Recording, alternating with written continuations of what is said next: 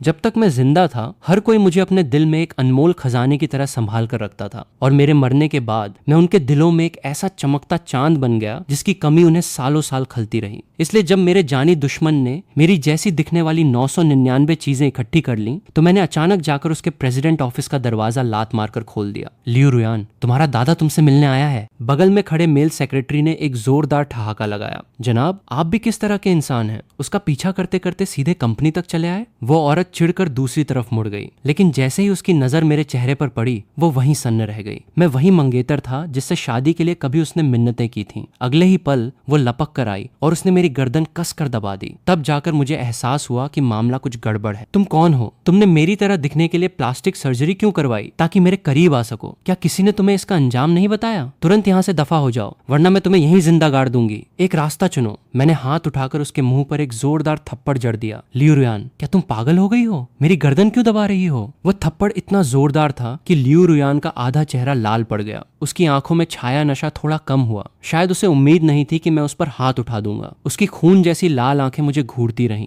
मैं उसकी उस नजर से डर गया और अनजाने में पीछे हट गया। तुम क्या करना चाहती हो? लियू रुयान ने अपने होंठ भींच लिए और एक शब्द नहीं बोली। उसकी आंखें किसी गहरे और अनसुलझे राज जैसी लग रही थीं। मैंने सीधे उसकी आंखों में देखा। सगाई तोड़ने की बात पर तो मैं पहले ही सहमत हो चुका हूँ, चाहे तुम्हारी कोई भी वजह रही हो। इस सब के बाद हमारे बीच कोई रिश्ता नहीं रहेगा। मैं तुम्हें परेशान नहीं कर रहा हूँ, तुम भी मेरे रास्ते में मत आना। थोड़ा सोचने के बाद मैंने एक बात और जोड़ दी। वैसे भी ये सगाई दोनों परिवारों के बड़ों ने तय की थी। मैंने कभी इस पर ज्यादा ध्यान नहीं दिया। अभी हॉटपॉट रेस्तरां में हमने सब साफ साफ कह दिया था। घर जाकर मैं अपने घर वालों को बता दूंगा कि मैं तुम्हें पसंद नहीं करता, इसलिए तुम्हारे लिए कोई मुसीबत खड़ी नहीं होगी। लियू रुयान की बेजान आंखों में अचानक हलचल हुई। उसने हाथ बढ़ाकर मेरी कलाई थाम ली। उसकी आवाज हल्की सी कांप रही थी। कौन सा हॉटपॉट रेस्तरां? कौन से रेस्तरां की बात कर रहे हो? मैं एक बार फिर डर गया। मुझे लियू रुयान बहुत अजीब लग रही थी। चेहरा तो वही था, लेकिन ऐसा लग रहा था मानो कुछ ही घंटों में वो काफी बूढ़ी हो गई हो। तुमने बहुत ज्यादा पी ली है। होश में आते ही मैंने उसका हाथ झटका। वही जो कॉलेज के गेट के पास वांग्स हॉटपॉट है। लियू रुयान, आखिरकार तुम चाहती क्या हो? लियू रुयान सनकी बनी मुझे घूरती रही। उसकी आंखें इतनी लाल थीं मानो अभी खून छलक पड़ेगा। ठीक उसी वक्त बाहर कदमों की आवाज सुनाई दी। अगले ही पल दरवाजा खुला और सूट पहने एक लड़का हाथ में पानी का ग्लास लिए अंदर आया। रुयान, थोड़ा नींबू शहद का पानी पी लो, आराम मिलेगा। मैंने अनजाने में सिर घुमाकर देखा। उस लड़के की आंखें और हाव भाव मुझे थोड़े जाने पहचाने लगे। उसकी बात करने के इस करीबी अंदाज से मेरे मन में एक शक पैदा हुआ। क्या लियू रुयान मुझसे सगाई इसलिए तोड़ना चाहती है क्योंकि उसे कोई और मिल गया है? अगर ये कोई आम लव स्टोरी होती तो यकीनन मुझे गुस्सा आता, लेकिन मेरी और लियू रुयान की सगाई महज दो परिवारों का समझौता थी। कहने को तो हम बचपन के साथी थे, लेकिन कभी करीब नहीं रहे, इसलिए मुझे सिर्फ थोड़ी झिझक महसूस हुई। लियू रुयान पर एक नजर डालते हुए मैंने कहा, मैं चलता हूँ। इतना कहकर मैंने उस लड़के की तरफ सिर हिलाया और सीधे कमरे से बाहर निकल गया। पीछे खड़ी लियू रुयान मुझे घूरती रही। उसके हाथों की नसें उभर आई थीं। ये कैसे मुमकिन है? वो तो लियू रुयान होश में आई। उसने शहद के पानी का ग्लास गिरा दिया, अपने नशे को दबाया और लड़खड़ाते हुए पीछे भागी। लेकिन गलियारा पूरी तरह खाली था, मानो अभी अभी जो इंसान वहां खड़ा था वो महज उसका एक वहम था। दूसरी तरफ मैंने घर जाने के लिए कैब ली। देर रात का वक्त था, लेकिन हवेली में अब भी पूरी रोशनी जगमगा रही थी। मुझे थोड़ी चिंता होने लगी, कहीं मेरी बहनें मेरा क्लास लेने के लिए इंतजार तो नहीं कर रही हैं। माता पिता के गुजरने के बाद मेरी बहनों ने मुझे अपनी पलकों पर बिठा कर रखा था। रात के 12 बजे के बाद घर न पहुंचना उनकी नजर में किसी कयामत से कम नहीं था। मैं सोच ही रहा था कि घर जाकर क्या सफाई दूंगा। जैसे ही मैंने दरवाजा खोलने के लिए चाबी निकाली, देखा कि ताला बदल दिया गया था। एक हाईटेक फिंगरप्रिंट लॉक, ये तो हद ही हो गई। घर का ताला बदल दिया और मुझे खबर तक नहीं की। मैंने चिढ़कर डोरबेल बजाई, लेकिन अंदर से कोई दरवाजा खोलने नहीं आया। बस म्यूजिक का शोर सुनाई देता रहा। क्या बकवास है। मैंने पासवर्ड पैड को स्लाइड किया और अपनी जन्म तिथि डाली। बीप की आवाज के साथ दरवाजा खुल गया। लिविंग रूम का नजारा देखकर मैं दंग रह गया। वहां आदमियों और औरतों का एक ग्रुप शराब पी रहा था। मेरी मंझली बहन सोफे पर बेपरवाही से टिकी हुई थी। लियू रुयान उस नई ऐतिहासिक फिल्म में पैसा लगाना चाहती है ना? कुछ ही दिनों में मैं उसी तरह की एक स्क्रिप्ट रिलीज करूंगी। फिर देखते हैं उसकी फिल्म में कौन जाता है। हम उसके साथ कोई रिश्ता नहीं रखेंगे। डायरेक्टर ट्रान, आपकी लियू रुयान से क्या दुश्मनी है? पास बैठे एक आदमी ने हंसते हुए पूछा। दुश्मनी? कैसी दुश्मनी? बहुत बड़ी दुश्मनी है। ट्रान तिन ने ठंडी हंसी हंसते हुए कहा। या तो वो रहेगा या मैं। मुझे लगा कि मंझली बहन यकीनन पागल हो गई है। अगर बड़ी बहन को पता चला कि वो ऐसा खेल खेल रही है तो वो उसकी टांगे तोड़ देगी। मंझली बहन, मंझली बहन! मैंने भीड़ में से रास्ता बनाने की कोशिश की, लेकिन घर बहुत बड़ा था। ट्रान तिन जैसे बहरी हो चुकी थी। उसे अंदाजा ही नहीं हुआ कि मैं घर आ चुका हूँ। मेरा सब्र टूट गया। मैंने जमीन से चप्पल उठाई और सीधे उसके मुंह पर दे मारी। लिविंग रूम में सन्नाटा छा गया। ट्रांतिन ने अपनी गोद में पड़ी चप्पल को देखा। उसका चेहरा ठंडा पड़ गया और उसने धीरे धीरे सिर उठाकर उस सख्त चेहरे को देखा। वहां बैठा हर इंसान सांस रोके मुझे देख रहा था। ये लड़का कौन है? कोई नया नया आया है क्या? चेहरा तो बेहद शानदार है, पर्सनैलिटी भी बढ़िया है, लेकिन इतनी हिम्मत, चप्पल फेंकने की हिम्मत की, और इसे बहन बुला रहा है। हर कोई जानता था कि ट्रांतिन के सामने ये बात कहना मना था। इससे पहले एक मशहूर मेल स्टार ने उनसे करीबी बढ़ाने के लिए उन्हें बहन कह दिया था, तो उसका करियर वहीं खत्म कर दिया गया था। सबको लगा कि ट्रांतिन अब आग बबूला हो जाएगी, लेकिन किसे पता था कि वो बेधड़क मुझे घूरती रहेगी और उसकी आंखों से आंसू छलक पड़ेंगे। छोटे भाई, मुझे उसकी इस अजीब हरकत का अंदाजा नहीं हुआ। मुझे लगा कि वो शराब के नशे में बहक रही है, इसलिए मैं गुस्से में आगे बढ़ा। ट्रांतिन, तुम तो गई, अब तुम्हारा रोना भी किसी काम नहीं आएगा। तुम्हें अच्छी तरह पता है कि तुम्हारा पेट खराब रहता है, फिर भी इतनी शराब पी रही हो। क्या तुम्हें अपनी जान की परवाह नहीं है? बड़ी बहन बिजनेस ट्रिप पर बाहर गई हैं, तो तुम मनमानी करोगी? मैंने आसपास के लोगों के हैरान चेहरों पर ध्यान दिए बिना सीधे उसके हाथ से शराब का ग्लास छीना और डस्टबिन में फेंक दिया। मैं किचन में जाकर तुम्हारे लिए हैंगओवर सूप बनाता हूँ। अपने इन दोस्तों को वापस भेजो। लेकिन मेरी बात पूरी होने से पहले ही ट्रांतिन ने अचानक मुझे कसकर गले लगा लिया। छोटे भाई, तुम सचमुच मेरी जान हो, तुम वापस आ गए। भगवान ने मेरी दुआ सुन ली। उन्होंने मेरे छोटे भाई को सचमुच मुझे वापस लौटा दिया। आसपास मौजूद ज्यादातर लोग एंटरटेनमेंट इंडस्ट्री के थे, कुछ तो ए-लिस्ट स्टार्स थे। ट्रांतिन के साथ उनका पुराना और अच्छा रिश्ता था, लेकिन उन्होंने इतने सालों में कभी ट्रांतिन को इस तरह टूटते हुए नहीं देखा था। वो इस लड़के को छोटा भाई बुला रही थी। क्या ये वही छोटा भाई था जो 10 साल पहले खो गया था? ट्रांतिन की चीखें और रोना सुनकर वहां बैठे लोगों की रीढ़ में ठंडक दौड़ गई। मैं अपनी बहन को संभाले हुए थोड़ा अजीब महसूस कर रहा था। उसका चेहरा मेरे कॉलर से सटा था, जो उसके आंसुओं से भीग चुका था। अरे यार, ये सब क्या हो रहा है? मैं तो बस सगाई तोड़ने बाहर गया था ना।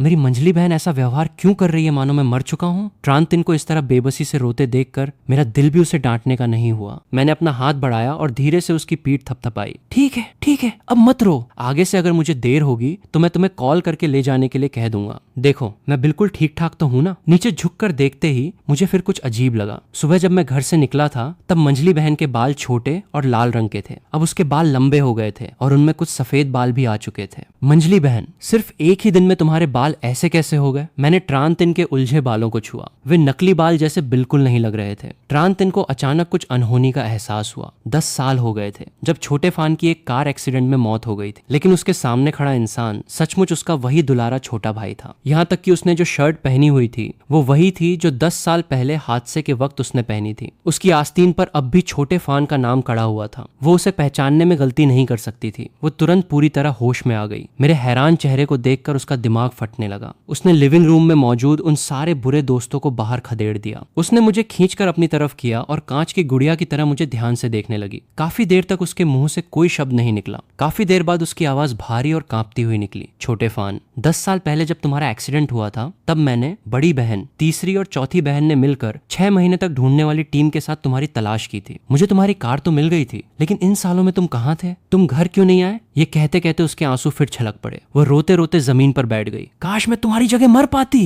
तुम इतने बेदर्द कैसे हो सकते हो? क्या तुम्हें अंदाजा भी है कि तुम्हारी इस मंझली बहन ने ये 10 साल कैसे काटे हैं? 10 साल, पूरे 10 साल हो गए। उसकी बातें सुनकर मैं सन्न रह गया। तब जाकर मुझे याद आया कि मेरा एक एक्सीडेंट हुआ था, तो फिर अब मैं क्या हूँ? मौत के मुंह से वापस लौटा इंसान। हम दोनों भाई बहन एक दूसरे को घूरते रहे, लेकिन कुछ समझ नहीं आया। ट्रांतिन ने अपना सिर हिलाया, मुझे अपनी बाहों में कसकर भींच लिया और किसी बेवकूफ की तरह बच्चों जैसी हंसी हंसने लगी। कोई बात नहीं, जब तक हमारा छोटा फान वापस आ गया है सब ठीक है। बाकी किसी बात से कोई फर्क नहीं पड़ता। भड़ में जाए वो लियू रुयान की बच्ची। अगर उसकी वजह से न होता तो तुम्हारा एक्सीडेंट क्यों होता? मुझे उस नीच औरत को सबक सिखाना ही होगा ताकि तुम्हारा बदला ले सकूं। लेकिन बड़ी बहन ने मुझे कहा था कि मैं उस ट्रान वू नाम के लड़के को परेशान न करूं। उल्टे उसने तो भारी बोली लगाकर एक कीमती हार खरीदकर उसे तोहफे में दे दिया था। न जाने क्या समझती है खुद को, दूसरों की परवाह करती है और अपनों को भूल जाती है। हादसे से ठीक पहले रेडियो स्टेशन पर सुनी गई खबर अचानक मेरे दिमाग में कौंधी। मेरे मन में एक ऐसा शक पैदा हुआ जिस पर मुझे खुद यकीन नहीं हो रहा था। 10 साल तक न मिलने के बाद क्या मेरी बहनें सचमुच कोई बड़ी विलेन बन चुकी थी? मैंने ट्रांतिन की कलाई कसकर पकड़ी। बहन, मुझे बताओ कि इन सालों में क्या क्या हुआ। ट्रांतिन की नींद पूरी तरह उड़ गई। वो मुझसे लगातार बातें करने लगी। पूरी आधी रात तक सुनने के बाद मेरा शरीर सुन्न पड़ गया। मेरे मरने के बाद मेरी चारों बहनों को पूरा यकीन हो गया था कि लियू रुयान के सगाई तोड़ने की वजह से ही मैं टूट गया था और मेरा ध्यान भटकने से एक्सीडेंट हुआ, इसलिए वे पागलों की तरह लियू कॉरपोरेशन को निशाना बनाने लगी। ठीक उसी वक्त लियू परिवार के बिजनेस में भी दिक्कतें आ गईं। बड़ी बहन के सख्त और बेरहम तरीकों से जल्द ही लियू कॉरपोरेशन पूरी तरह कंगाल हो गया। लेकिन लियू रुयान भी हार मानने वालों में से नहीं थी। उसने महज 2 सालों में खुद को फिर से खड़ा कर लिया। मेरी चारों बहनें उससे बदला लेने पर अड़ गईं और उनके बीच आर पार की जंग छिड़ गई। अगर ऐसा ही चलता रहा तो रेडियो पर सुनी बातें सचमुच सच हो जाएंगी। और लियू रुयान ने इन सालों में शादी के कई प्रस्ताव ठुकराए थे। उसके करीब रहने वाला इकलौता इंसान उसका वो जूनियर था जो उसके बुरे वक्त में हमेशा उसके साथ खड़ा रहा। वही इंसान जिसके बारे में मंजली बहन बात कर रही थी, वो लड़का जो देखने में काफी हद तक मेरी तरह लगता था, यानी ट्रान वू। नॉवेल किताबों की कहानियों को जोड़ते हुए मैंने अपनी मुट्ठी भींच ली। लियू रुयान मुझसे सगाई इसलिए तोड़ना चाहती थी क्योंकि वो अपने उस जूनियर से प्यार करती थी। वे दोनों इस कहानी के हीरो हीरोइन थे और मैं और मेरी बहनें महज बलि के बकरे थे। लेकिन अगर सच कहूं तो इसमें पूरी गलती उसकी भी नहीं थी। जब हम दोनों के बीच कोई प्यार ही नहीं था तो सगाई तोड़ना जायज था। नतीजा यह हुआ कि बहनों की गलतफहमी की वजह से उसका बिजनेस बर्बाद हो गया, तो उसका बाद में बदला लेना भी स्वाभाविक ही था। खैर, अब जब मैं वापस आ चुका हूं तो मैं अपनी बहनों को पिछली जिंदगी की तरह तबाही के रास्ते पर बिल्कुल नहीं जाने दूंगा। मंजली बहन, मेरे कार एक्सीडेंट का लियू रुयान से कोई लेना देना नहीं है। उस वक्त मेरी अपनी लापरवाही थी और वैसे भी मैं उसे पसंद नहीं करता था। वो सगाई तोड़ना चाहती थी तो तोड़ने देती, भले ही दोनों परिवार पुराने जानकार थे। जो हो गया सो हो गया, अब उसे भूल जाओ। ट्रान तिन ये सुनकर हैरान रह गई। तुम उसे पसंद नहीं करते थे? मुझे तो लगा था कि हाई स्कूल में तुम बार बार उसके घर क्यों जाते थे। उस वक्त मैं उससे पढ़ाई के गुर सीखने जाता था। वो अचानक निचली रैंक से ऊपर आ गया था। उसने अपनी पहली ही प्रतियोगिता में मुझसे 5 नंबर ज्यादा हासिल किए थे, तो क्या मुझे उससे सीखने नहीं जाना चाहिए था? मेरी बात सुनकर वो हंसने और रोने के बीच झूलने लगी। मैं सचमुच उसे पसंद नहीं करता और वैसे भी अब वो 30 साल की एक आंटी बन चुकी है। उससे शादी कौन करना चाहेगा? ट्रान तिन, जो खुद भी 30 साल की हो चुकी थी, को थोड़ा बुरा लगा, लेकिन ये सोचकर कि उसका छोटा भाई अभी सिर्फ 19 साल का है, उसे उसकी बात सही लगी। हाँ, बिल्कुल सही। हमारे छोटे फान को कैसी भी लड़की मिल सकती है, हमें उस लियू रुयान की क्या जरूरत है? नहीं, मुझे बड़ी बहन और बाकी बहनों को तुरंत वापस बुलाना होगा। एक मीटिंग रखनी होगी और सबको बताना होगा कि हमारे घर का छोटा मालिक वापस आ गया है। छोटे फान, तुम ऊपर जाकर सो जाओ। तुम्हारे कमरे की रोज सफाई होती है, वहाँ कुछ नहीं बदला है। तुम अच्छे से आराम करो, कल तुम्हारी ये मंजली बहन तुम्हें घुमाने ले जाएगी। ट्रान तिन ने मुझे कमरे में धकेल दिया। हाथ मुंह धोने के बाद मैं बिस्तर पर लेट गया। खैर, जो भी हो, अब जब मैं वापस आ चुका हूँ तो वे बुरी बातें अभी तक नहीं हुई हैं। जहाँ तक लियू रुयान की बात है, वो अपनी जिंदगी की हीरोइन बनी रहे। मैं अपनी सीधी सादी जिंदगी जीऊंगा। हम एक दूसरे के रास्ते में नहीं आएंगे। मैंने आंखें मूंद ली और गहरी नींद में सो गया। इसी बीच उसी इलाके की एक दूसरी हवेली में अब भी लाइट जल रही थी। तीसरी मंजिल के स्टडी रूम में लियू रुयान ट्रान परिवार के उस घर की तरफ एकटक घूर रही थी जहाँ की लाइटें काफी पहले बुझ चुकी थीं। उसने अपने पतले होंठ खोले। क्या कुछ पता चला? बगल में खड़ा असिस्टेंट घबरा कर बोला, मैडम, हमने सीसीटीवी कैमरे चेक किए हैं। वो आदमी अचानक आपके कमरे में प्रकट हुआ लगता है। गलियारे में उसके आने जाने की कोई रिकॉर्डिंग नहीं है। अभी हमारे आदमियों ने उसका पीछा ट्रान परिवार के घर तक किया था, लेकिन वो अब तक बाहर नहीं आया है। सुनने में आया है कि ट्रान परिवार की दूसरी बेटी ने उसे देखते ही रोते हुए छोटा भाई कहकर गले लगा लिया। लियू रुयान ने अपनी उंगलियों को मरोड़ा। उसके होंठ कटने की वजह से खून से भर चुके थे। काफी देर बाद उसने कहा, बाहर जाओ। असिस्टेंट सिर झुकाकर कमरे से बाहर निकल गया। लियू रुयान ने दराज खींची और क्लास फोटो की एक पुरानी पीली पड़ चुकी तस्वीर निकाली। फोटो में एक छोटा लड़का खिलखिलाकर मुस्कुरा रहा था, जो पहली पंक्ति में बैठा कैमरे के सामने हाथ से वीवी का निशान बना रहा था। फोटो में बाकी सभी लोगों के चेहरे जानबूझकर धुंधले कर दिए गए थे। उतनी बड़ी फोटो में सिर्फ 2 ही चेहरे साफ दिख रहे थे, वे दोनों। पिछले 20 सालों में ये उन दोनों की साथ में ली गई इकलौती तस्वीर थी। लियू रुयान ने अपनी आंखें बंद की, तस्वीर को वापस उसकी जगह पर रखा और खुद से बड़बड़ाई, क्या तुम सचमुच वापस आ गए हो? अगली सुबह मुझे मंजली बहन ट्रान तिन ने बहुत जल्दी जगा दिया। बहन मेरे सामने किसी छोटे कुत्ते के बच्चे की तरह खड़ी थी। छोटे फान, उठो और नाश्ता कर लो। ये कहते हुए वो मेरे करीब आई और मेरे गाल थपथपाने लगी। उसे सचमुच डर लग रहा था कि कहीं कल रात का सब कुछ सिर्फ एक सपना न हो। मैंने उबासी ली और बिस्तर से नीचे उतरा। नीचे जाते ही मैंने नौकर को दूध का डिब्बा लाते देखा, जिसके हाथ में घुड़सवारी के कोर्स का एक विज्ञापन भी था। मुझे अचानक कुछ याद आया। मंजली बहन, मेरा सफेद घोड़ा कहाँ है? ट्रान तिन हैरान रह गई हैं। तुम्हारा मतलब उस छोटे घोड़े से है? वो तो रेस कोर्स में पल रहा होगा। मैंने अपनी भौहें सिकोड़ी। ऐसा ही होना चाहिए, वो तो मम्मी पापा का दिया हुआ गिफ्ट था। तो चलो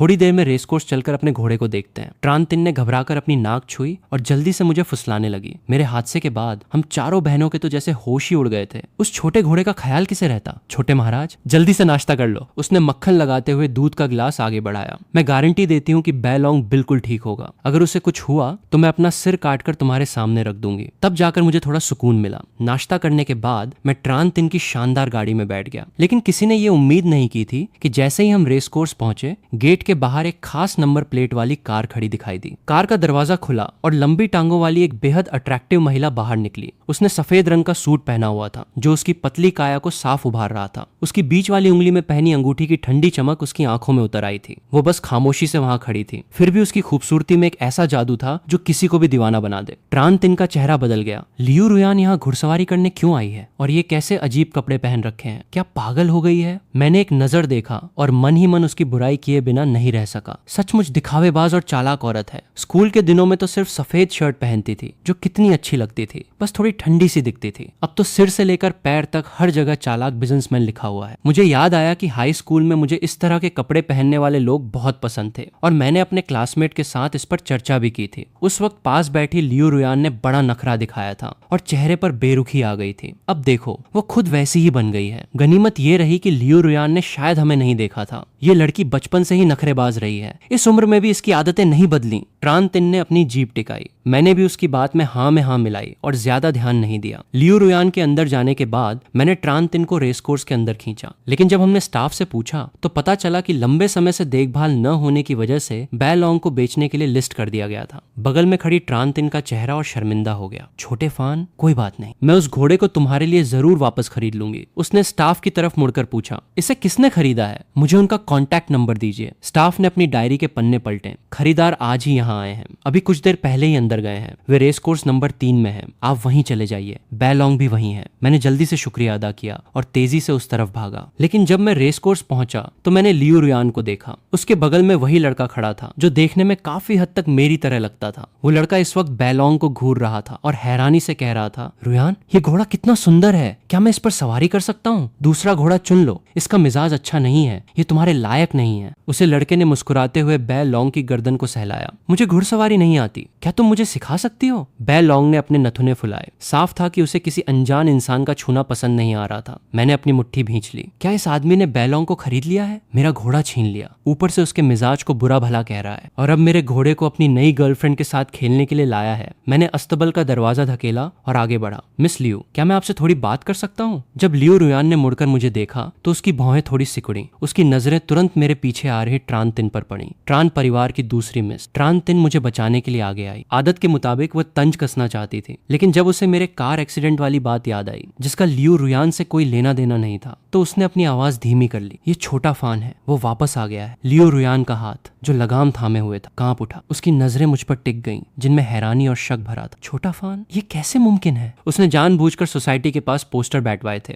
ये सोचकर कि छोटा फान बैलोंग को देखने जरूर आएगा। उसे उम्मीद नहीं थी कि वो सचमुच आ जाएगा। गनीमत थी कि उसने वक्त रहते बैलोंग को खरीद लिया था। उसने अपने चेहरे के भावों को काबू में करने की कोशिश की, लेकिन उसकी हथेलियों में पसीना आ गया था। ये बात तुम्हें समझाना बहुत मुश्किल है, लेकिन कुल मिलाकर मैं वापस आ गया हूँ। क्या तुम बैलोंग को मुझे वापस बेच सकती हो? तुम जो भी कीमत मांगोगी मैं देने को तैयार हूँ। मैंने सोच समझकर बात शुरू की। मुझे पता है कि मेरी बहन और बाकी लोगों ने पहले बहुत ज्यादा कर दिया था, लेकिन उन्होंने मेरे लिए ही तुम्हें गलत समझा था। मैं माफी मांगता हूँ। अगर तुम्हें कोई हर्जाना चाहिए तो हम उस पर भी बात कर सकते हैं। लेकिन मेरी बात पूरी होने से पहले ही लियू रुयान ने सिर हिला दिया। ये मुमकिन नहीं है, बैलोंग अभी किसी काम में बिजी है। क्या तुम मुझसे झूठ बोल रही हो? बैलोंग का क्या काम हो सकता है? मैंने अविश्वास से लियू रुयान की तरफ देखा। वो एक घोड़ा है, क्या उसे भी नौकरी पर जाना है? लियू रुयान ने मेरी बात सुनी और सिर हिलाया। हाँ, उसे काम पर जाना है। लियू कॉर्पोरेशन ने हाल ही में एक फैंटेसी ड्रामा टियानसिया में इन्वेस्ट किया है और वो उसमें एक अहम किरदार निभा रहा है। शूटिंग जल्द ही शुरू होने वाली है, इसलिए मैं बैलोंग को लेने आई हूँ। अगर अब घोड़ा बदला गया तो कोई दूसरा सही घोड़ा नहीं मिलेगा। उसने बैलोंग को पुचकारा और शांत आवाज में कहा, इसलिए मुझे अफसोस है, मैं इसे तुम्हें वापस नहीं दे सकता, लेकिन तुम जब चाहो आकर इससे मिल सकते हो। ट्रान तिन का मुंह खुला का खुला रह गया। उसे समझ नहीं आया कि क्या कहे। पैसों के मामले में हम लियू रुयान से नहीं जीत सकते थे, और रिश्तों की बात करें तो पहले हम एक दूसरे का खून बहाने पर उतारू थे। बस बगल में खड़े ट्रान वू ने चुपके से अपनी मुट्ठी भींच ली। पहले स्क्रिप्ट में किसी घोड़े की जरूरत ही नहीं थी, लेकिन कल देर रात लियू रुयान ने अचानक फिल्म डिपार्टमेंट को खबर दी थी। रातों रात स्क्रिप्ट बदली गई और आज वह खुद इस घोड़े को लेने आई थी। पहले तो उसे अजीब लगा था, लेकिन जब उसने सामने खड़े ट्रान फान नाम नाम के इस लड़के को देखा तो उसे सब समझ आ गया। लियू रुयान ये सब इस लड़के के लिए कर रही थी,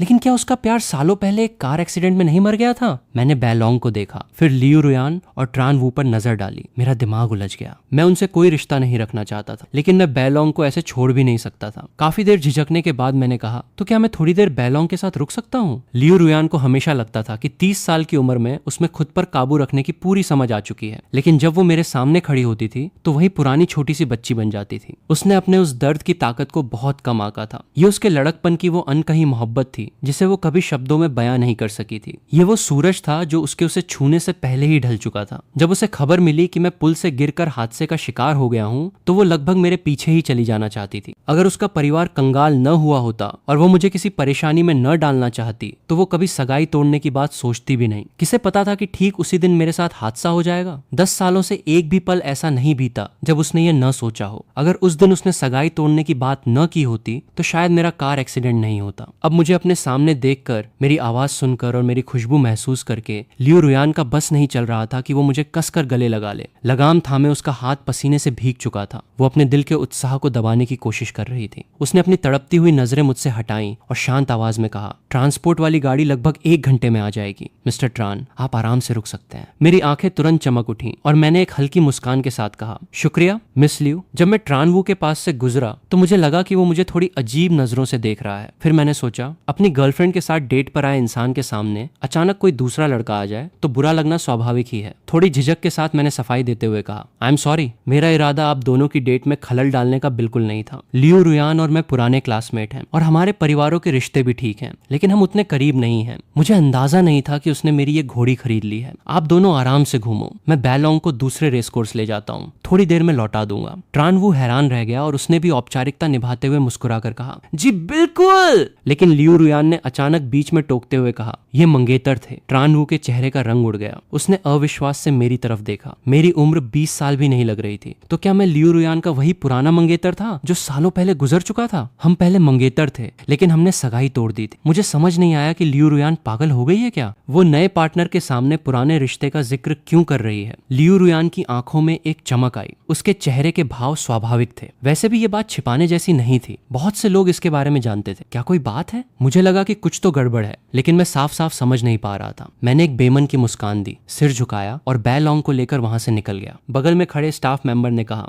मिस्टर ट्रान, बाकी सभी रेस कोर्स इस वक्त पूरी तरह बुक है। इतनी बुरी किस्मत? मुझे और ज्यादा झिझक होने लगी। मैं सोच ही रहा था कि क्या बैलोंग से मिलने के लिए किसी और दिन का टाइम तय करूं। तभी लियू रुयान ने लगाम छोड़ दी और कहा, तुम इसे इस्तेमाल कर सकते हो। मैं तो वैसे भी सिर्फ बैलोंग को लेने आई थी। वो आरामगाह रेस्ट रूम की तरफ बढ़ गई। उसका वही पुराना लापरवाह और बर्फीला अंदाज था, लेकिन अंदर ही अंदर वो अपने दांत पीस रही थी। किस हक से कहते हो कि हम करीब नहीं हैं? तुम्हारे साथ ऐसा क्या छुपाने जैसा है? हम मंगेतर थे। बस थोड़ा सा वक्त और होता तो तुम्हारी मुझसे शादी हो जाती। लेकिन पुरानी बातों को सोचकर लियू रुयान ने सिर झुका लिया। अब तो वो मुझसे नफरत करता होगा। अगर मैंने फिर कोई बेवकूफाना हरकत की तो शायद उसके देखने का हक भी खो दूंगी। सचमुच लानत है। अब जब वो वापस आ गया है तो मुझमें उसके करीब जाने की हिम्मत तक नहीं है। लियू रुयान ने एक गहरी सांस ली और जल्दी ही खुद को शांत कर लिया। कोई बात नहीं, तुम्हारा वापस आना ही काफी है। जब हम फिर मिल सकते हैं तो बाकी सब बेमानी है। मुझे सब्र रखना होगा, जल्दबाजी बिल्कुल नहीं करनी, और ट्रान परिवार के उन कमीनों को भी थोड़ा और बर्दाश्त करना होगा। वो आरामगाह के सोफे पर बेफिक्री से बैठ गई। उसकी नजरें दूर खड़े मुझ पर ही टिकी थीं, लेकिन उसने ट्रान वू की आंखों में कौंधी उस बर्फीली चमक पर ध्यान नहीं दिया। 1 घंटे बाद ट्रांसपोर्ट वाली गाड़ी आ गई। मैंने लियू रुयान और ट्रान वू को साथ आते देखा और न चाहते हुए भी बैलोंग को छोड़ दिया। शुक्रिया मिस लियू, हम चलते हैं। लियू रुयान ने सिर हिलाया, ज्यादा कुछ नहीं कहा और सीधे गाड़ी में बैठ गई। तब मैंने मंजली बहन की तरफ देखा। क्या बड़ी बहन और बाकी सब वापस आ गए? ट्रान तिन रहस्यमयी तरीके से मुस्कुराई। बड़ी बहन शायद अभी बिजनेस ट्रिप से लौटकर कंपनी पहुंची होंगी। चौथी बहन यूरोप में मैच खेल रही है, उससे संपर्क नहीं हो पा रहा। तीसरी बहन भी विदेश में है। मैंने जानबूझकर उन्हें नहीं बताया कि तुम वापस आ गए हो ताकि सरप्राइज दे सकूं। अभी हम सीधे कंपनी जाकर बड़ी बहन को घेर सकते हैं। देखना वो मुझसे भी ज्यादा रोएगी। लेकिन रास्ते में ट्रान तिन का फोन बज उठा। कुछ बातें सुनते ही उसका चेहरा गंभीर हो गया। ठीक है, मैं अभी आती हूँ। फोन काटकर वो झिझकते हुए मेरी तरफ देखने लगी। छोटे फान, चौथी बहन की तरफ थोड़ी परेशानी हो गई है, मुझे वहां जाना पड़ेगा। क्या तुम अकेले बड़ी बहन के पास जा सकते हो? मैंने चिंता से पूछा। चौथी बहन को क्या हुआ? छोटी सी बात है, मैं संभाल लूंगी, तुम जाओ। ट्रान तिन बातें घुमाने लगी। मुझे मजबूरी में गाड़ी से उतरकर बड़ी बहन की कंपनी जाना पड़ा। रिसेप्शन पर वजह बताने पर पता चला कि बड़ी बहन अभी मीटिंग में है। मजबूरी में मुझे वेटिंग रूम में बैठकर इंतजार करना पड़ा। पैंट्री के पास से गुजरते हुए मुझे एक तंज भरी आवाज सुनाई दी। टोंग जी, तुम्हें नहीं पता क्या, आज रात प्रेसिडेंट ने पूरा सिन्हाई होटल बुक किया है और समंदर किनारे आतिशबाजी का इंतजाम भी किया है। वो मिस्टर वू को प्रपोज करने वाली हैं। पहले तो कोई बड़ा बनने के चक्कर में प्रेसिडेंट के सामने कुत्ता बना घूमता था, अब उस अमीर घराने से जुड़ने का सपना चकनाचूर हो गया ना। अब यहाँ से कब दफा हो रहे हो? टोंग जी, ये नाम जाना पहचाना क्यों लग रहा है? मैंने सिर निकाल कर देखा तो पाया कि बिजनेस सूट पहने एक शांत स्वभाव का आदमी वाटर प्यूरिफायर के पास कॉफी का मग लिए खड़ा था। उसके हाथ हल्के से कांप रहे थे। उसके सामने खड़े असिस्टेंट जैसे दिखने वाले आदमी के चेहरे पर तंज था, जो उसकी छाती पर लगे नेम टैग पर उंगली मार रहा था। उसका लहजा बेहद जहरीला था। कुछ लोग शीशे में अपनी औकात नहीं देखते और प्रेसिडेंट के करीब जाने के हसीन सपने देखते हैं। क्या तुम्हारी इतनी औकात है? टोंग जी अपनी पीठ सीधी रखे चुपचाप खड़ा रहा, फिर मुड़कर जाने लगा। लेकिन उस आदमी ने जानबूझकर उसे टक्कर मार दी। गर्म कॉफी गिरने से टोंग जी के कपड़े गंदे हो गए और उसकी हथेली भी जलकर लाल हो गई। टोंग जी से अब बर्दाश्त नहीं हुआ। उसने हाथ उठाकर उस आदमी के चेहरे पर एक जोरदार थप्पड़ जड़ दिया। मेरी औकात है या नहीं, इससे तुम्हें क्या मतलब? होंग आखिरकार चीज क्या है, उसे कौन पूछेगा? मेरी आंखें फटी की फटी रह गईं। क्या ये सचमुच मेरे जीजा जी हैं? उस आदमी को उम्मीद नहीं थी कि टोंग जी हाथ उठा देगा। वो काफी देर तक अपना चेहरा थामे सन्न खड़ा रहा। यहाँ का शोर सुनकर कई लोग इकट्ठा हो गए। ये क्या हो रहा है? वो आदमी तुरंत संभला और चालाकी से बोला, असिस्टेंट टोंग, मैंने तो बस यूं ही कहा था कि प्रेसिडेंट प्रपोज करने वाली हैं। आप इतना भड़क क्यों गए और मुझ पर हाथ भी उठा दिया? टोंग जी ने कोई सफाई नहीं दी, बस ठंडी नजरों से उसे देखा। तो जाकर पुलिस में शिकायत कर दो। वो फालतू वक्त जाया नहीं करना चाहता था। अपनी जली हुई हथेली सहलाते हुए पैंट्री से बाहर निकलने लगा। तभी वो सीधे एक दुबली पतली औरत से टकरा गया। उस औरत ने टोंग जी की ये बदहवास हालत देखी तो उसकी भौहें झुंझलाहट में सिकुड़ गईं। तुम फिर से ये क्या करने लगे? आसपास के लोग जोर जोर से बातें करने लगे। उन्होंने अभी अभी जो बात सुनी थी वो एक दूसरे को बताने लगे। डो तू कॉन्ग नाम का वो आदमी टोंग जी के सामने ऐसे मासूम बनने का नाटक कर रहा था मानो उस पर कोई बहुत बड़ा अन्याय हुआ हो। ट्रान हुआंग का चेहरा और भी बिगड़ने लगा। क्या कंपनी तुम्हारे फालतू के झगड़ों और सहकर्मियों को परेशान करने की जगह बन गई है? टोंग जी ने महज एक ठंडी हंसी। आप जो सोचना चाहती हैं सोच सकती हैं। शादी के इन 3 सालों में उसने ट्रान हुआंग की बेरुखी और घमंड को बहुत सहा था। उसका सब्र और प्यार सिर्फ ट्रान वू नाम के उस छोटे से स्टार के लिए था। बाकी किसी की बात उसके कानों तक पहुंचती ही नहीं थी, इसलिए सफाई देना भी बेकार था। ट्रान हुआंग ने अपनी मुट्ठी भींच ली। असिस्टेंट टोंग, क्या तुम जानबूझकर मुझसे पंगा लेना चाहते हो? दोनों के बीच माहौल तनावपूर्ण हो गया। टोंग जी पर झूठा आरोप लगाने वाले उस आदमी की आंखों में जीत की चमक तैर गई। उसका नाम डो तू कॉन्ग था। वो ट्रान वू का बहुत बड़ा फैन था और काफी समय से ट्रान हुआंग और ट्रान वू को एक साथ देखना चाहता था। टोंग जी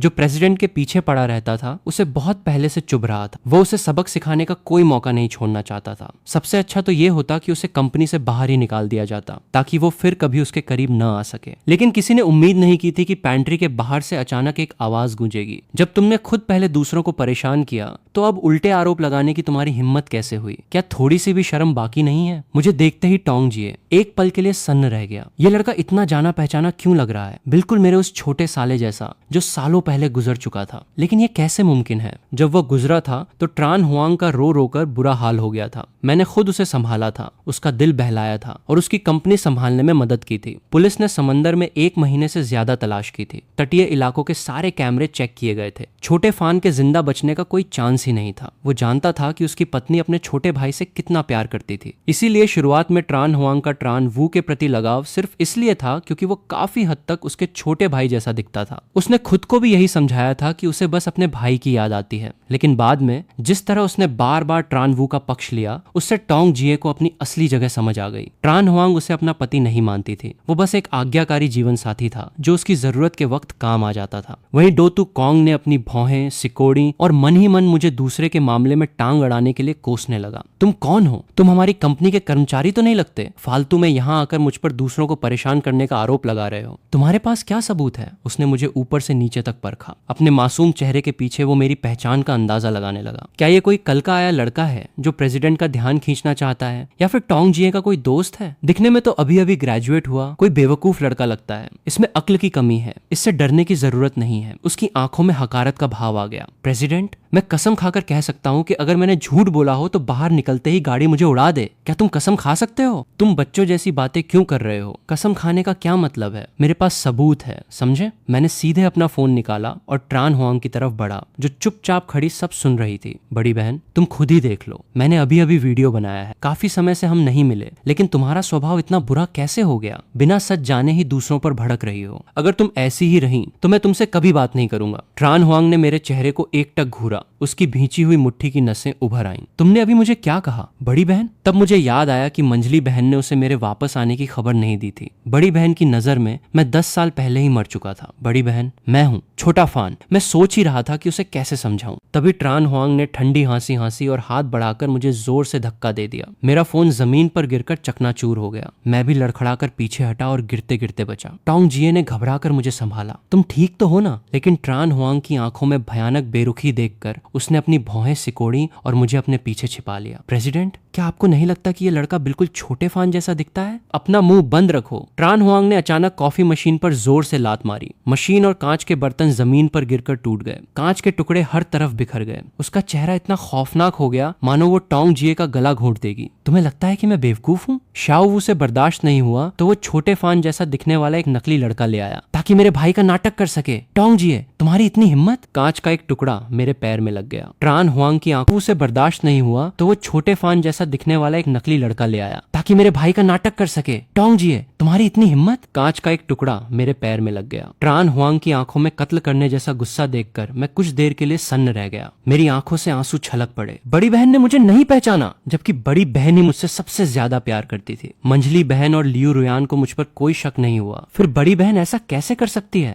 मैंने अपने दर्द को दबाते हुए कहा। बड़ी बहन, मैं सचमुच छोटा फान हूँ। अगर तुम्हें यकीन नहीं है तो हम टेस्ट करवा सकते हैं। दफा हो जाओ। ट्रान हुआंग ने मुझे जोर से धक्का देकर जमीन पर गिरा दिया। वो मुड़ी और टोंग जिए की तरफ देखकर बोली। उसकी आवाज इतनी ठंडी थी कि रूह कांप जाए। इसे तुरंत यहाँ से बाहर ले जाओ। अगर ये दोबारा मेरे सामने आया तो मैं इसका ये चेहरा बर्बाद कर दूंगी और इसे घुट घुट कर मरने पर मजबूर कर दूंगी। छोटा फान सिर्फ एक ही था, उसकी जगह कोई नहीं ले सकता। टोंग जिए मुझे संभालकर कंपनी से बाहर ले आया। रास्ते भर उसकी नजरें मुझ पर ही टिकी रहीं। ये लड़का उसके स्वर्गीय साले से इतना मिलता जुलता था कि टोंग जिए भी कभी कभी बहक जाता था। जीजाजी, आज कौन सी तारीख है? मैंने पूछा। आप डरिए मत, मैं आपके साथ हुए अन्याय का बदला जरूर लूंगा। मेरी इस बात से टोंग जिए की भवें हल्की सी कांपी और उसके चेहरे पर गहरा दर्द छलक आया और उस जीजाजी पुकार ने टोंग जिए को उलझन में डाल दिया। उसके सामने खड़ा ये लड़का सचमुच उसका साला ही लग रहा था, लेकिन इससे पहले कि वो कुछ बोल पाता मैं जमीन पर बैठकर फूट फूट कर रोने लगा। आखिरकार जब से पुनर्जन्म रिफॉर्म होकर वापस आया था, मुझे एक पल का आराम नहीं मिला था। 10 सालों का यह खालीपन, इतनी सारी बातें जिनसे मैं अनजान था, और अब मेरी अपनी ही बड़ी बहन ने बिना किसी रहम के मुझे बाहर निकाल दिया था। बचपन से जिसे पलकों पर बिठाकर रखा गया हो, वो भला इतना सब कैसे बर्दाश्त करता? रोने की आवाज सुनकर टोंग जिए घबरा गया। काफी देर बाद उसने बड़ी मासूमियत से कहा, छोटा फान, तुम दुखी मत हो। तुम्हारी बड़ी बहन, वो बस बहुत जिद्दी है। उसकी आंखों में हमदर्दी छलक आई और उसने धीरे से मेरी पीठ थपथपाई। मैंने सिर उठाया। मेरी आंखें लाल थीं। जीजाजी, वो ऐसा कैसे कर सकती हैं? पहले तो वही मुझसे सबसे ज्यादा प्यार करती थी ना? टोंग जिए ने कड़वी मुस्कान दी। अब उसकी आंखों में सिर्फ ट्रान वू है। जब वो मुझे अपना पति नहीं मानती तो फिर उसने बात पूरी नहीं की, लेकिन मैं समझ गया।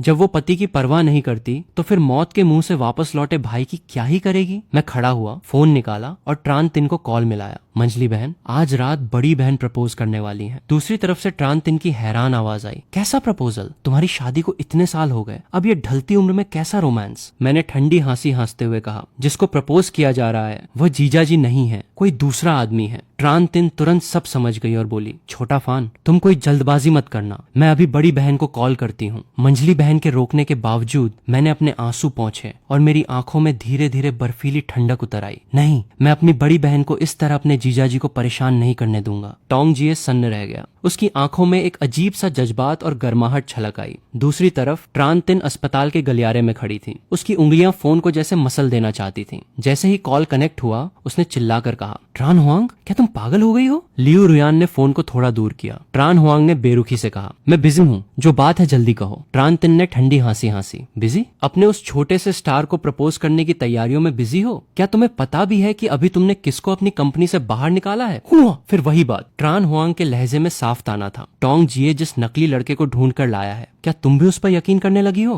ट्रान तिन ने दीवार पर जोर से घूंसा मारा। वो हमारा छोटा फान है, असली छोटा फान, वही इंसान जिसे तुम 10 सालों से ढूंढ रही थी। दूसरी तरफ कुछ सेकंड के लिए खामोशी छा गई। ट्रान हुआंग की आवाज अचानक बर्फ जैसी ठंडी हो गई। उस साल हमने 6 महीने तक ढूंढा था, हमें सिर्फ एक कार मिली थी। अगर तुम इस बात का मजाक बना रही हो तो मुझे तुम्हें ट्रान परिवार के मेंटल हॉस्पिटल भेजने में कोई झिझक नहीं होगी। कौन मजाक कर रहा है तुमसे? ट्रान हुआंग की आवाज अचानक अजीब सी हो गई। वो कहाँ है? क्या तुम उसे फिर से दूर भगाना चाहती हो? ट्रान तिन ने ठंडी हंसी हंसी। मैं तुम्हें चेतावनी दे रही हूँ ट्रान हुआंग, अगर आज रात तुमने उस नकली लड़के को प्रपोज करने की हिम्मत की तो मैं कल पूरे शहर में ये बात फैला दूंगी कि टोंग जिए ही तुम्हारा असली पति है। क्या तुम मुझे धमकी दे रही हो? मैं तुम्हें बचा रही हूँ। ट्रान तिन ने अपनी आवाज धीमी की। तुम छोटे फान का जिद्दी स्वभाव अच्छी तरह जानती हो। अगर तुमने सचमुच अपने पति को छोड़ दिया तो वो पूरी जिंदगी तुम्हें अपनी बड़ी बहन नहीं मानेगा। कॉल अचानक कट गया। गलियारे में बीप बीप की तीखी आवाज गूंजने लगी। ट्रान तिन ने ब्लैक स्क्रीन को घूरा और अपने चेहरे को हाथ से पोंछा। मेरी प्यारी बड़ी बहन, बाद में कभी पछताना मत। सिन्हाई होटल की सबसे ऊपरी मंजिल के बैंक्वेट हॉल में चांदनी बिखरी हुई थी। जब ट्रान वू खुशी के मारे आंसू बहा रहा था तभी हॉल का दरवाजा अचानक किसी ने लात मारकर खोल दिया। सारे मेहमान पल भर में खामोश हो गए। सबकी आंखें दरवाजे पर टिक गईं। ट्रान हुआंग ने चिढ़कर सिर घुमाया, लेकिन जैसे ही उसने आने वाले को देखा उसकी आंखें फटी की फटी रह गईं। मैंने टोंग जिए का हाथ कसकर थाम रखा था और हम दोनों सीना तानकर अंदर दाखिल हुए। प्रेसिडेंट ट्रान, सुना है आज रात आप प्रपोज करने वाली हैं, तो हम खास तौर पर आपको बधाई देने आए हैं। ट्रान हुआंग के चेहरे का रंग पूरी तरह उड़ गया। तुम लोग यहाँ कैसे आए? मैंने एक हल्की सी ठंडी हंसी हंसी। टोंग जिए को सीधे स्टेज के बीच में खींच कर ले गया और माइक हाथ में ले लिया। दोस्तों, प्रेसिडेंट ट्रान के प्रपोज करने से पहले मैं एक बात का ऐलान करना चाहता हूँ। मैंने मुड़कर ट्रान हुआंग की तरफ देखा और एक एक शब्द साफ आवाज में बोला। मेरी बड़ी बहन ट्रान हुआंग की शादी 3 साल पहले ही हो चुकी है और उनके पति कोई और नहीं बल्कि मेरे बगल में खड़े टोंग जिए हैं। पूरे हॉल में सनसनी फैल गई। क्या प्रेसिडेंट ट्रान शादीशुदा है? तो फिर ट्रान वू का क्या? ये तो बहुत बड़ा धमाका हो गया। ट्रान वू का चेहरा पीला पड़ गया। उसने अविश्वास से ट्रान हुआंग की तरफ देखा। हुआंग,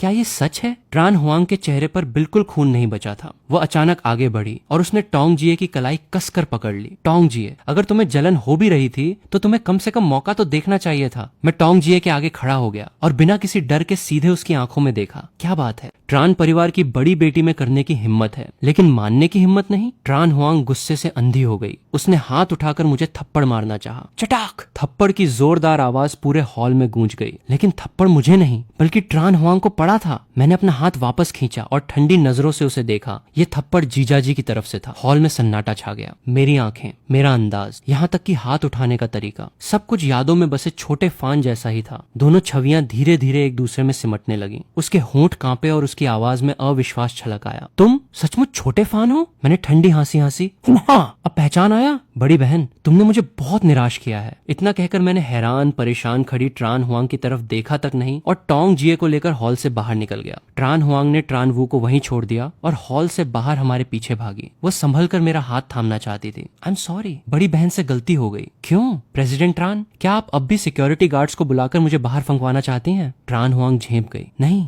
बड़ी बहन उस वक्त गुस्से में थी इसलिए तुम्हें ठीक से देख नहीं पाई। अब भी मुझे ये सब एक सपने जैसा लग रहा है। तुम वापस आ गए, ये बहुत अच्छा हुआ। मैंने उसका हाथ झटक दिया। मेरी नजरें बर्फीली थी। जिस इंसान से तुम्हें माफी मांगनी चाहिए वो मैं नहीं बल्कि जीजा जी हैं। वहीं टोंग जिए का चेहरा शांत। उसने उसकी तरफ एक नजर देखना भी गवारा नहीं समझा। ट्रान हुआंग का दिल घबराने लगा। वह अनजाने में आगे बढ़ी। जिए, ये प्रपोजल वगैरह सब झूठ था। वो तो बस छोटे फान जैसा दिखता था। इसलिए आज मैंने तुमसे जो भी कहा उसके लिए मुझे माफ कर दो। टोंग जिए एक कदम पीछे हटा और बेरुखी से बोला। प्रेसिडेंट ट्रान, मैंने डिवोर्स पेपर्स, तलाक के कागजात साइन कर दिए हैं। कल वकील आपसे संपर्क कर लेगा। ट्रान हुआंग का चेहरा भयानक रूप से बदल गया। मैं तलाक नहीं दूंगी। टोंग जिए ने एक ठंडी हंसी हंसी। अभी आपके हाथ में नहीं है। अगर आप और मिस्टर वू एक दूसरे का सच्चा प्यार है तो मैं आप दोनों के बीच में नहीं आऊंगा। वैसे भी मैं आप दोनों के इस खेल का खिलौना बनकर नहीं रहना चाहता। इतना कहकर वो मुड़ा और चला गया। वाह, जीजाजी तो बहुत कूल निकले। मैंने मुड़कर देखा कि मेरी बेअक्ल बड़ी बहन वहीं खड़ी थी और उसने जीजाजी का पीछा करने की कोई कोशिश नहीं की। मेरी नजरों में बर्फीली ठंडक उतर आई। बड़ी बहन, अगर तुम चाहती हो कि मैं तुम्हें अपनी बड़ी बहन मानूं तो जाओ और जीजाजी को वापस मना कर लाओ, वरना पूरी जिंदगी मैं तुम्हें कभी बहन नहीं कहूंगा। अगले दिन दिन ट्रान वू ने ट्रान हुआंग को फोन किया। उसकी आवाज में रोने की सिसकियां भरी थी। हुआंग, इंटरनेट पर चल रहे कमेंट्स का मैं क्या करूं?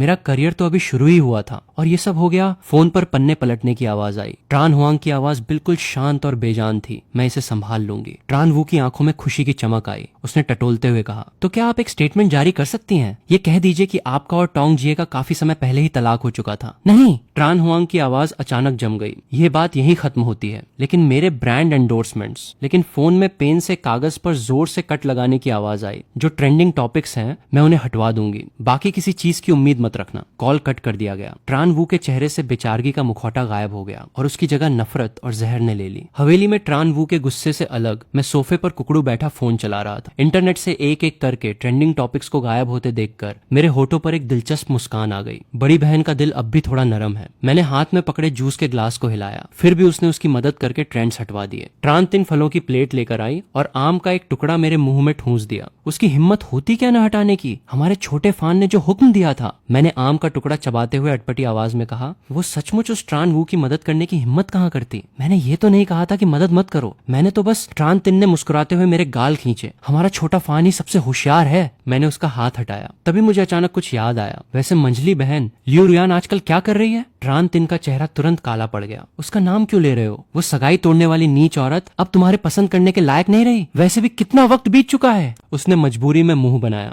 और वैसे भी मैं आपसे कह चुका हूँ कि मैं उसे पसंद नहीं करता। ट्रान 3 ने ठंडी हंसी हंसी। तो फिर क्या वजह हो सकती है? वो सचमुच आंखें मूंद कर जीने वाला बेअक्ल इंसान है। उसने कोई जवाब नहीं दिया, बस नीचा सिर किए कप में स्ट्रॉ घुमाता रहा। मूल कहानी में अपनी चारों बहनों के उस खौफनाक अंत के बारे में सोचकर, जिसका सीधा नाता लियू रुयान से था, उसकी भौहें सिकुड़ गईं। जिसने गले में घंटी बांधी है वही उसे उतारेगा। शायद मुझे खुद ही पहल करके लियू रुयान से बात करने जाना चाहिए। मंजली बहन, लियू रुयान के उस शूटिंग सेट का एड्रेस कहाँ है? मैं जरा जाकर देखना चाहता हूँ। बै लॉन्ग को। जाहिर है वो अपनी मंजली बहन से सीधे ये नहीं कह सकता था कि वो लियू रुयान से मिलने जा रहा है। वे दोनों तो आमने सामने आते ही आग पानी बन जाते थे। ठीक है, मैं अपने दोस्तों से पूछकर बताती हूँ, लेकिन मैं तुम्हारे साथ नहीं चल पाऊंगी। मुझे अचानक कोई जरूरी काम आ गया है। ट्रान 3 ने फोन पर आया, मैसेज देखा और अपना जैकेट उठाकर बाहर निकल गई। बीप की आवाज के साथ फोन पर ट्रान 3 का भेजा हुआ मैसेज आया, जो एक लोकेशन मैप था। उसने सीधे कैब ली और शूटिंग सेट के लिए निकल पड़ा। ट्रान 3 के दोस्त की मदद से वो सीधे पीछे बने प्रॉपर्टी वाले हिस्से में चला गया। बै लॉन्ग को देखते ही उसकी आंखें चमक उठी। वो आगे बढ़ा और प्यार से उसकी गर्दन सहलाने लगा। शेड की कांच की छत से छनकर आती धूप घोड़े की चमकदार खाल पर तैर रही थी। तभी उसे लगा कि पीछे से कोई उसे घूर रहा है। उसने मुड़कर देखा, लियू रुयान न जाने कब से उसके पीछे खड़ी थी। प्रेसिडेंट लियू, हम फिर मिल गए। मुझे बै लॉन्ग की याद आ रही थी, इसलिए बिना बताए अचानक यहाँ चला आया। I am sorry. लियू रुयान की आंखों में एक चमक आई। उसका गला सूख गया। जैसे ही सेट के मैनेजर ने उसे मैसेज भेजा कि वो बै लॉन्ग को दाना खिला रहा है, उसने तुरंत अपनी 3 जरूरी मीटिंग्स कैंसिल की और यहाँ भागी चली आई। कोई बात नहीं, उसने धीरे से कहा। उसने लियू रुयान के चेहरे पर आए उस छोटे से बदलाव पर ध्यान नहीं दिया। वह बस बै लॉन्ग का सिर पुचकारता रहा। क्या बै लॉन्ग सेट पर ढल गया है? क्या वो शरारत तो नहीं करता? उसकी आवाज अनजाने में बेहद नर्म हो गई थी। वह बहुत समझदार है। तुम उससे मिलने आते रहा करो, उसे भी तुम्हें देखकर खुशी होगी। मानो उसकी बात पर मुहर लगाने के लिए बै लॉन्ग ने प्यार से अपना सिर उसकी हथेली पर रगड़ा। बै लॉन्ग ही इस वक्त इकलौता जरिया था जिसकी मदद से वह उससे बिना किसी झिझक के संपर्क में रह सकती थी। उसने आंखें टिमटिमाई। भले ही आप इसकी मालकिन हैं, फिर भी इसका इतना ख्याल रखने के लिए बहुत बहुत शुक्रिया। क्यों ना मैं आपको एक कप कॉफी पिलाऊं?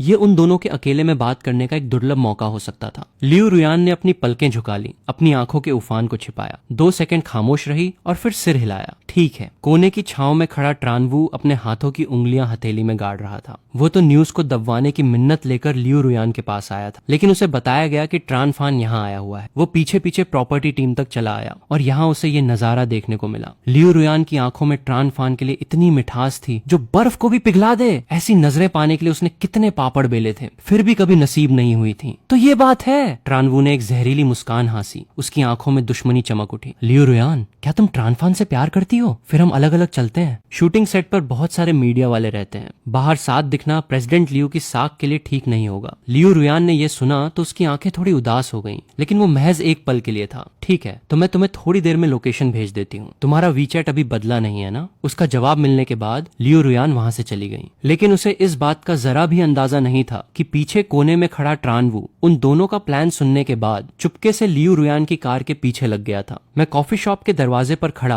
अपने फोन की स्क्रीन पर उंगलियां चला रहा था। लियू रुयान ने जो लोकेशन भेजी थी वो शहर के बाहरी इलाके में बनी एक बेहद प्राइवेट कॉफी शॉप थी। माहौल बहुत शांत था, बातें करने के लिए एकदम सही। मैंने दरवाजा धकेला, हवा में विंड चाइम की मीठी आवाज गूंजी, लेकिन अगले ही पल खिड़की के पास मेरी नजर पड़ते ही मेरे कदम ठिठक गए। लियू रुयान वहां बैठी थी और उसके ठीक सामने ट्रान वू बैठा था। ट्रान वू थोड़ा आगे झुका हुआ था, मानो कोई बहुत करीबी बात कह रहा हो। लियू रुयान ने उसे पीछे नहीं हटाया, बल्कि सिर झुकाकर ध्यान से उसकी बात सुन रही थी। वे दोनों यहाँ एक साथ क्या कर रहे हैं? मैंने अनजाने में एक कदम पीछे खींचा, मुड़कर जाने ही वाला था कि तभी ट्रान वू को शायद कुछ एहसास हुआ। उसने सिर उठाकर दरवाजे की तरफ देखा। हवा में हमारी आंखें मिली। ट्रान वू के होठों पर एक जीत भरी मुस्कान आ गई और उसने तुरंत अपना हाथ लियू रुयान की हथेली पर रख दिया। लियू रुयान थोड़ी हैरान लगी, लेकिन उसने तुरंत अपना हाथ पीछे नहीं खींचा। मेरा दिल जैसे किसी ने कसकर भींच लिया हो। भयानक दर्द हुआ। मैं बिना एक पल गंवाए तुरंत मुड़ा और वहां से भाग निकला। लियू रुयान को सफाई देने का कोई मौका तक नहीं दिया। लियू रुयान मेरे पीछे भागी, लेकिन मैंने उसकी तरफ देखा तक नहीं।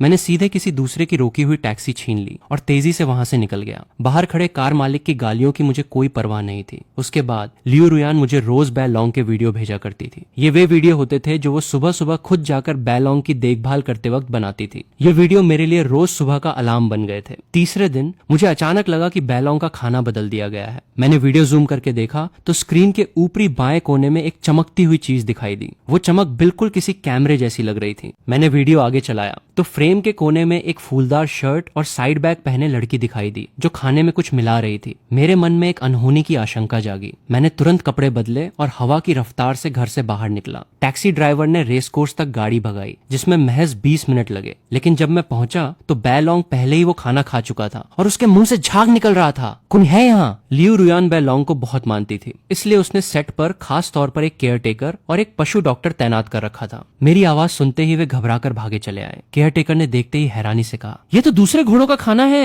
ये यहाँ कौन लेकर आया? डॉक्टर ने भी घबराकर बैलोंग का सिर थामा और उसकी जांच की। फिर जल्दी से साबुन का पानी बनाने भागा ताकि बैलोंग उल्टी कर सके। गनीमत है कि वक्त रहते पता चल गया। बैलोंग ने ज्यादा नहीं खाया था। उल्टी करने के बाद सब ठीक हो जाएगा। मैं पेट की कुछ दवाइयां लिख देता हूँ, थोड़ा हरा चारा खिला देना, कोई दिक्कत नहीं होगी। मैंने अपने सीने पर हाथ रखा, थोड़ी राहत महसूस की और आगे बढ़कर बैलोंग को सहलाने लगा। मेरा दिल शांत हो गया। किसी ने केयरटेकर और डॉक्टर की गैर मौजूदगी का फायदा उठाकर बैलोंग की नांद में चारा डाल दिया था और उसमें जानवरों की दवाई भी छिड़क दी थी। वो कुत्तों और बिल्लियों के पेट के कीड़े मारने की दवा थी, जो जुगाली करने वाले जानवरों के लिए बिल्कुल जहरीली होती है। प्लीज इसका बहुत ध्यान रखिएगा। बैलोंग खुद ही रेस कोर्स के चक्कर लगाने लगा। आज वीकेंड होने की वजह से बहुत सारे टूरिस्ट आए हुए थे, लेकिन चारों तरफ ढूंढने के बाद भी मुझे वीडियो वाली फूलदार शर्ट पहने लड़की कहीं नजर नहीं आई। उसने कपड़े तो बदल लिए, लेकिन बैग बदलना भूल गई। कितनी बड़ी बेवकूफ है। मेरी नजर उस लड़की पर टिकी जो अपने फोन से घोड़ों के बच्चों की शूटिंग कर रही थी। उसका साइड बैग बिल्कुल वीडियो वाले बैग जैसा ही था। यहाँ तक कि बैग पर ट्रानवू का बैज और कार्ड होल्डर टंगा हुआ था। ये कोई इत्तेफाक नहीं था। ट्रानवू की फैन इतने सारे घोड़ों के बीच सिर्फ बैलोंग को ही जहर देने आई थी। इसके पीछे किसका हाथ था ये बताने की जरूरत नहीं थी। मैं चुपचाप उसके पीछे चलने लगा। मैंने देखा कि वो छोटी फैन बैलोंग की हालत देखने के लिए वापस उसी जगह आई। हाथ में फोन लिए जब उसने बैलोंग को बिल्कुल सही सलामत देखा तो उसने अपने होंठ भींच लिए। उसके चेहरे पर ऐसा भाव था मानो उससे कोई काम ठीक से न हो पाया हो। मैं अचानक आगे बढ़ा और उस छोटी फैन से टकरा गया, जिससे वो जमीन पर गिर पड़ी। अरे बाप रे, आई एम सो सॉरी, आपका फोन गिर गया। मैंने उससे एक कदम तेजी से आगे बढ़कर उसका फोन झपट लिया। जैसा कि उम्मीद थी, वो ट्रानवू के फैन ग्रुप में वीडियो भेज रही थी। ये यकीनन ट्रानवू के कट्टर फैंस का ग्रुप था। मैंने उस लड़की के सामने खड़े होकर तुरंत स्क्रीनशॉट लिया ताकि सबूत रख सकूं। लड़की का चेहरा पीला पड़ गया। वो झपटकर फोन छीनकर बिना पीछे मुड़े तेजी से भाग निकली। मैं शूटिंग सेट पर पहुंचा और खुद को ट्रानवू का बहुत बड़ा फैन बताकर साथ में फोटो खिंचवाने की जिद करने लगा। मिस्टर ट्रानवू अभी अभी शूटिंग खत्म करके आए हैं और उन्हें धूप लग गई है। उनका मिलना मुमकिन नहीं है। छोटे भाई, अगर तुम फैन हो तो अपने स्टार की तकलीफ समझो ना। तभी मैंने देखा कि ट्रानवू कॉस्ट्यूम पहने हुए था और उसके असिस्टेंट उसे पकड़कर वैन में आराम कराने ले जा रहे थे। मैंने उसे देख तो लिया, लेकिन मिल नहीं पाया। वो जानबूझकर मुझसे बच रहा था। मेरे पास लियू रुयान से जुड़ी एक बात है जो मैं उनसे कहना चाहता हूँ। बेहतर होगा कि आप जाकर उनसे पूछ लें कि क्या वे ये सुनना चाहते हैं। असिस्टेंट को मजबूरी में अंदर जाकर बात करनी पड़ी, लेकिन जब वो लौटा तो साथ में गार्ड्स भी ले आया। मिस्टर वू को डॉक्टर का इंतजार है। छोटे भाई, ये ऑटोग्राफ लो और प्लीज यहाँ से चले जाओ। हाथ में ट्रानवू का ऑटोग्राफ वाला फोटो लिए मुझे बाहर निकाला ही जाने वाला था कि तभी ये मेरा गेस्ट है, आप लोग जाइए, मैं इसे बाहर छोड़ आती हूँ। लियू रुयान वहाँ खड़ी थी। मेरे पीछे आओ। मैंने आसपास देखा। मैंने सेट पर काफी हंगामा कर दिया था और लोग तमाशा देखने जमा हो रहे थे। मुझे मजबूरी में दांत भींचकर लियू रुयान के पीछे जाना पड़ा। लियू रुयान मुझे मेकअप रूम में ले गई और अंदर कोई न होने पर दरवाजा बंद कर दिया। उस छोटे से कमरे में खुद को उसके साथ बंद देखकर मुझे थोड़ा अजीब लगा। मैंने तुरंत फोन निकालकर सबूत लियू रुयान की आंखों के सामने रख दिए और उसे दिखाए। अपनी बात खत्म करते हुए मैंने लियू रुयान को घूरा और कहा, अपने आदमी को संभाल कर रखिए, बैलोंग बेकसूर है। इतना कहकर मैं दरवाजा खोलने ही वाला था कि अचानक बाहर से किसी ने धक्का दिया। अगले सीन की तैयारी के लिए कुछ एक्टर्स मेकअप करने अंदर आ रहे थे। मैं बेखबर था, इसलिए पीछे की तरफ गिरने लगा। लियू रुयान ने फुर्ती दिखाते हुए एक हाथ से मुझे अपनी बाहों में थाम लिया। एक्टर्स ने यह देखा तो जल्दी जल्दी माफी मांगने लगे। सॉरी मिस लियू, हमने ध्यान नहीं दिया, मेरा दिमाग फटने लगा, लो अभी पक्का गलत समझेंगे। भले ही वो महज 1 सेकंड का नजारा था, लेकिन भीड़ में छिपे एक हिडन कैमरे ने उसे कैद कर लिया था। लियू रुयान ने हाथ बढ़ाकर दरवाजा बंद कर दिया और मुझसे थोड़ा दूर हट गई। मैं कोई बहाना सोचने ही वाला था कि तभी मेरा फोन बज उठा। हाँ ठीक है, मैं अभी आता हूँ। मैंने फोन पर बात की और मौके का फायदा उठाकर दरवाजा खोलकर बाहर भाग निकला। मेरी पीठ देखते हुए लियू रुयान बेबसी से मुस्कुराई। बिल्कुल 10 साल पहले जैसा ही है। 10 साल बीत गए लेकिन तुम अब भी वैसे ही हो। तो क्या ये मेरा वहम है या ये सब सचमुच मेरी आंखों के सामने हो रहा है? लियू रुयान सोच में डूब गई। तभी असिस्टेंट की आवाज ने उसका ध्यान तोड़ा।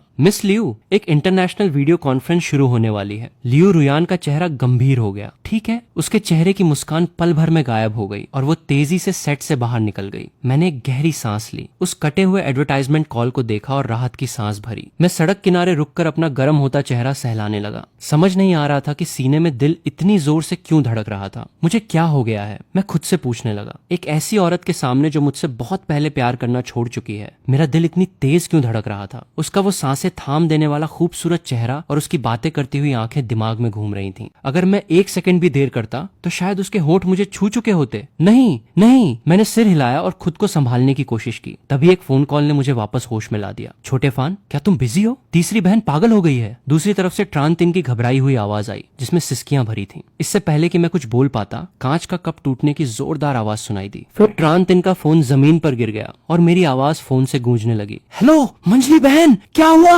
वो छोटा फान नहीं है, वो एक धोखेबाज है। थोड़ी देर चीखने चिल्लाने के बाद फोन कट गया। मैंने उलझन में फोन को देखा, फिर कैब रोककर ट्रान परिवार की हवेली की तरफ निकल पड़ा। वो धोखेबाज है। छोटा फान तो सालों पहले कार एक्सीडेंट में मर चुका है। तुम सबको उसमें बुलाया है। तीसरी बहन ट्रान गियांग पागलों की तरह जमीन पर पड़े टूटे हुए फोन को कुचल रही थी और एक ही बात बड़बड़ा रही थी। ट्रान तिन सोफे पर बैठी थी, मानो उसे इस सब की आदत हो चुकी हो। उसने बस नौकर को नया फोन लाने का इशारा किया। ऐसा नहीं हो सकता, वो छोटा फान नहीं हो सकता, वो मुकम्मल तौर पर एक धोखेबाज है। तीसरी बहन की यह हालत देखकर ट्रान तिन ने बेबसी से ठंडी सांस भरी। जब वो उठी तब जाकर डॉक्टर घबराते हुए अंदर भागा। ट्रान तिन ने सिगरेट और लाइटर निकाला और पीछे के आंगन की तरफ बढ़ गई। इतने साल बीत गए, तीसरी बहन की बीमारी गंभीर होती जा रही है। बड़ी बहन के पास तो तीसरी बहन को देखने का वक्त ही नहीं है और चौथी बहन अपने ही जुनून में सवार है। इस घर को अगर मैं न संभालूं तो सब तबाह हो जाएगा। थोड़ी ही देर में मैं हाँपते हुए वहां पहुंचा। मंजली बहन, तीसरी बहन कैसी है? मेरी भौहें तनी हुई थी, घबराहट की वजह से आवाज कांप रही थी। ट्रान तिन ने मुझे रोक लिया। छोटे फान, मैं तुम्हें पहले ही साफ साफ बता देती हूँ, तीसरी बहन जब बीमार होती है तो बहुत जिद्दी हो जाती है। वो कोई भयानक हरकत भी कर सकती है। तुम बस मेरे पीछे रहना। तीसरी बहन को ऐसा क्या हो गया? मेरी यादों में ट्रान गियांग तो हमेशा गेम्स खेलने वाली हंसमुख लड़की थी। वो ऐसी कैसे बन गई? ट्रान तिन मुझे कमरे की तरफ ले गई। साइकेट्रिस्ट के इलाज से उसका गुस्सा थोड़ा शांत हुआ है, लेकिन जैसे ही कमरे का दरवाजा खुला और मैंने अंदर झांका, ट्रान गियांग की नजरें मुझ पर पड़ी। धोखेबाज! ट्रान गियांग ने मेज पर रखी सजावटी चीज उठाई और दरवाजे की तरफ जोर से फेंक मारी। ट्रान तिन ने बहुत तेजी से खुद को बचाया और मुझे अपने पीछे छिपा लिया। हम दोनों तुरंत एक तरफ हट गए और उसने जल्दी से कमरे का दरवाजा बंद कर दिया। तीसरी बहन मुझे धोखेबाज क्यों कह रही थी? पता नहीं उसने कहाँ कोई वीडियो देख लिया और फिर आपा खो दिया। कहने लगी कि तुम धोखेबाज हो। मेरी बात भी नहीं सुन रही थी। बड़ी बहन ने भी उसे कॉल किया, लेकिन सब बेकार रहा। मंजली बहन ने बेबसी से अपनी कनपटी सहलाई। उसकी परेशानी बाढ़ की तरह बढ़ रही थी और उसके सब्र का बांध टूट रहा था। तीसरी बहन के मामले में वो पूरी तरह लाचार हो चुकी थी। तभी साइकेट्रिस्ट ने कमरे का दरवाजा खोला और धीरे से बाहर आया। उसने उदास और बेबस चेहरे के साथ अपना फोन आगे बढ़ाया। स्क्रीन पर एक वीडियो चल रहा था। ये वही वीडियो था जिसे लेकर मेरे और लियू रुयान के बीच गलतफहमी हुई थी। वीडियो में लियू रुयान मुझे अपनी बाहों में थामे हुए थी और अनजाने में मुझे अपने पीछे छिपा रही थी। ये नजारा किसी गुप्त अफेयर के पकड़े जाने जैसा लग रहा था। मुझे अपने कानों में गर्माहट महसूस हुई और मेरा दिल तेजी से धड़कने लगा। तीसरी बहन इस वीडियो को देखकर भड़क गई थी। साइकेट्रिस्ट ने चिंता भरी भरी नजरों से मुझे देखते हुए कहा, मिस्टर ट्रान, मेरी बात शायद आपको थोड़ी नागवार गुजरे, लेकिन ट्रान वू के आने के बाद से ही आपकी तीसरी बहन का मानसिक संतुलन ठीक नहीं था। ये वीडियो उसके लिए एक ट्रिगर की तरह साबित हुआ। जैसे ही ऐसी कोई चीज सामने आती है, उसका दिमागी संतुलन बिगड़ जाता है। यानी तीसरी बहन पागल नहीं हुई थी, उसे बस उकसाया गया था। तीसरी बहन के फोन पर एक अनजान नंबर से मैसेज आ रहे थे, जिनमें इशारों इशारों में मुझे नकली और धोखेबाज बताया जा रहा था। साइकेट्रिस्ट ने वो फोन मेरी तरफ बढ़ाया जो अभी अभी तीसरी बहन ने उसे दिया था। चैट बॉक्स में लिखे हुए शब्द किसी बद्दुआ की तरह चमक रहे थे। बार बार आ रहे इन मैसेजों ने तीसरी बहन के कमजोर दिमागी संतुलन को पूरी तरह से तोड़कर रख दिया था। आखिरकार ये घटिया हरकत कौन कर रहा था? तभी एक जोरदार धमाका हुआ और कमरे का दरवाजा झटके से खुला। तीसरी बहन की खून जैसी लाल आंखें सीधे मुझ पर टिक गईं। उसकी गर्दन की नसें उभर आई थीं। इससे पहले कि कोई कुछ समझ पाता, वो झपट कर मेरे सामने आ पहुंची। उसने अपने दोनों हाथों से मेरी गर्दन कस कर दबा दी। मेरे कदम लड़खड़ा गए और उसकी जबरदस्त ताकत मुझे पीछे ढकेलती चली गई। मेरी पीठ दीवार से जा लगी। मेरी बेजान हथेली कमजोर तरीके से उसकी बाह पर पड़ी और मेरे गले से एक घुटती हुई आवाज निकली, तीसरी बहन। मैं हूं।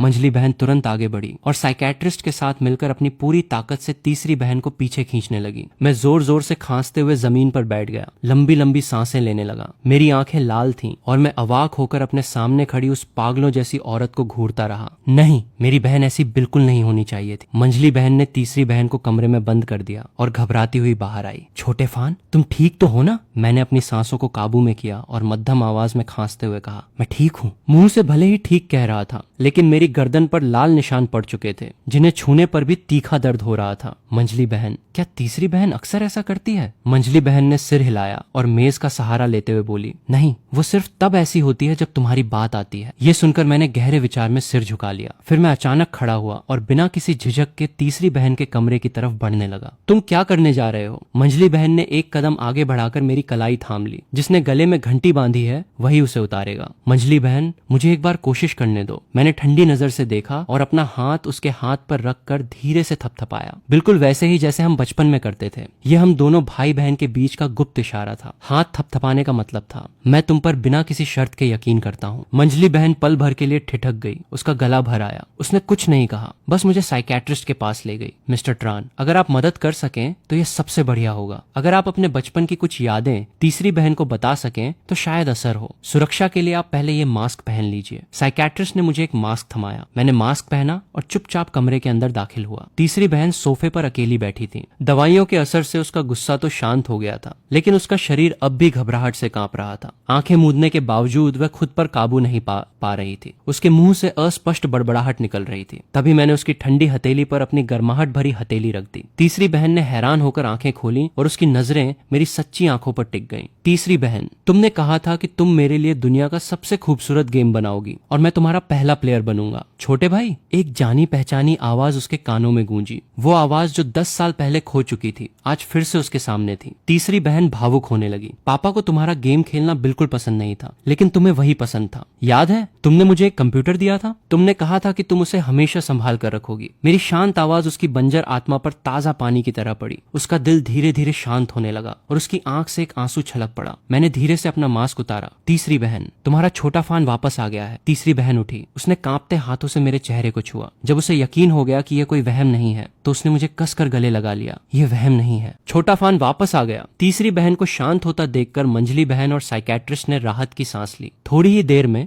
मेरी बातों में आकर तीसरी बहन ने उस मैसेज के बारे में सब कुछ बता दिया। वे मैसेज भेजने वाला कोई और नहीं बल्कि ट्रान वू था। तीसरी बहन की नजरों में एक पक्का यकीन था और मंजली बहन जानती थी कि जब उसकी दिमागी हालत ठीक होती है तो वो कभी झूठ नहीं बोलती। मेरी आंखें सिकुड़ गईं। फिर से वही ट्रान वू। मैं सोच ही रहा था कि एक मैसेज ने मेरे विचारों को तोड़ दिया। मिस्टर ट्रान फान, क्या थोड़ा वक्त निकाल कर बात कर सकते हैं? मैं ट्रान वू बोल रहा हूँ। वो खुद ही आगे बढ़कर आ रहा था। मैंने अपनी आंखें भींचते हुए उसे एक एड्रेस भेज दिया। आधे घंटे बाद एक कॉफी शॉप में। मिस्टर ट्रान, ये हमारी दूसरी मुलाकात है ना? उसकी तीखी नजरें मुझे ऊपर से नीचे तक परख रही थीं और उसके होठों पर एक तंज भरी मुस्कान थी, मानो वही यहाँ का मालिक हो। मैंने कॉफी के कप पर एक नजर डाली और ट्रान वू की तरफ देखा। मुझसे क्या काम है? ट्रान वू ने कॉफी की एक घूंट ली, हल्की हंसी हंसा और अपने हाथ सीने पर बांध लिए। मिस्टर ट्रान, मैं जानता हूँ कि आपका गायब होकर वापस आना हर किसी के लिए चर्चा का विषय है, लेकिन शूटिंग सेट का माहौल खराब करना, क्या ये थोड़ी बदतमीजी नहीं है? उस आदमी की आंखें सिकुड़ी और उसके होठों पर एक जहरीली मुस्कान आ गई। क्या शूटिंग रुक गई है? मैंने अपनी भौहें उठाई। अगर मुझे ठीक से याद है तो अभी शूटिंग का वक्त होना चाहिए था। तुम खुद बिना बताए बाहर चले आए। क्या तुम्हें सेट के काम में देरी होने का डर नहीं? नहीं है? मेरी बात सुनकर ट्रानवू का मुंह बंद हो गया। उसे समझ नहीं आया कि क्या जवाब दे। मैं तो सेट पर सिर्फ अपने छोटे घोड़े को देखने गया था। मेरी बात के बदलते लहजे ने ट्रानवू को हैरान कर दिया और उसने एक ठंडी सांस भरी। मेरा छोटा घोड़ा बीमार हो गया है और सीसीटीवी कैमरों में साफ दिख रहा है कि किसी ने जानबूझकर उसे जहर दिया था। लगता है उस इंसान का मिस्टर वू से कोई ना कोई कनेक्शन जरूर है। ट्रानवू के चेहरे पर कौंधी उस घबराहट को मैंने साफ पकड़ लिया। मिस्टर ट्रान, ऐसी बातें जिनका कोई सबूत न हो, बेहतर होगा कि आप मुंह से बाहर न निकालें। देखने से यही लग रहा है कि ये मरते दम तक अपनी गलती नहीं मानेगा। लेकिन खबर सुनते ही इसके चेहरे पर आई उस घबराहट ने साफ ऐलान कर दिया था कि इस मामले से उसका गहरा नाता है। तभी उस खामोश कॉफी शॉप में अचानक हलचल मच गई। क्या ये वही यंग रेसर है? हाँ, ये वही है, बिल्कुल वही, ट्रान सॉन्ग। मैंने पहले भी उसका लाइव रेस मैच देखा है। बहुत शानदार खेलती है। इतनी छोटी सी लड़की, फिर भी रेसिंग ट्रैक पर उससे इतनी बड़ी गलती कैसे हो गई? ट्रान सॉन्ग। ये जाना पहचाना नाम सुनते ही मेरा ध्यान उधर गया। मैं तुरंत घबरा गया। मैंने फोन निकाला और तेजी से ताजा खबरें चेक करने लगा। जबरदस्त हादसा, रेसर ट्रान सॉन्ग मैच के दौरान भयानक कार एक्सीडेंट का शिकार। उन लाल रंग के डरावने अक्षरों को देखकर मेरा चेहरा ठंडा पड़ गया। मुझे कोई फर्क नहीं पड़ता था कि मेरे सामने बैठा ट्रानवू अब क्या सोच रहा है। मैं बिना पीछे मुड़े तुरंत कॉफी शॉप से बाहर निकल गया। अस्पताल में मंजली बहन ट्रान तिन का चेहरा पूरी तरह उदासी से भरा हुआ था। इन 2 दिनों में इतनी सारी बातें हो गई थीं कि वो शारीरिक और मानसिक रूप से मुकम्मल तौर पर टूट चुकी थी। चौथी बहन कैसी है? मैं हाँपते हुए वहां पहुंचा। मंजली बहन ने एक गहरी सांस ली और अपने ढीले हाथों को हिलाते हुए बोली, वो इमरजेंसी रूम में है, शायद मरेगी नहीं। जैसे ही उसकी बात खत्म हुई, इमरजेंसी रूम का दरवाजा खुला। नर्सों ने ट्रान सॉन्ग को स्ट्रेचर पर बाहर निकाला। मैं तेजी से उसके पास पहुंचा। छोटा फान! ट्रान सॉन्ग खिलखिलाकर मुस्कुराई। प्लास्टर से बंधा हाथ हिलाते हुए वो ऐसे हेलो कह रही थी मानो कुछ हुआ ही ना हो। क्या ये सचमुच तुम हो? मुझे तो लगा मंजली बहन मुझसे झूठ बोल रही थी। मेरी आंखों में आंसू भरे थे, लेकिन उसकी इस लापरवाह हरकत को देखकर मुझसे बर्दाश्त नहीं हुआ और मैंने हल्के से उसके स्ट्रेचर पर हाथ मारा। तुम अभी भी ऐसा खौफनाक खेल खेल रही हो? अगर तुम्हें कुछ हो जाता तो? मैं तुम्हारी कार जब्त करने वाला हूँ। जब गाड़ी ही नहीं रहेगी तो देखती हूँ कैसे रेस लगाती हो। मेरी चिंता और गुस्से से भरी बातें सुनकर वो किसी मासूम बच्चे की तरह हंस पड़ी। उसने अपने प्लास्टर बंधे हाथ से मेरे आंसू पोंछे और बेहद प्यार से बोली, ठीक है,